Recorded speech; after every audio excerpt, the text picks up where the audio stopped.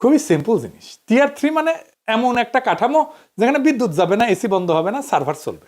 কিন্তু ধরেন মেরামতের সময় কোনো অংশ বদলাইতে গেলে অল্প সময়ের জন্য সার্ভিস থামতে পারে। ভালো, নির্ভরযোগ্য, কিন্তু একেবারে নিখুঁত অবকাঠামো না। মানে ধরেন আপনার বাসার মতো, আপনার বাসায় ইলেকট্রিসিটি আছে, আবার আইপিএসও আছে। সো কারেন্ট চলে গেলে আপনি চলতে পারবেন, কিন্তু এসি চলবে না, তাই না?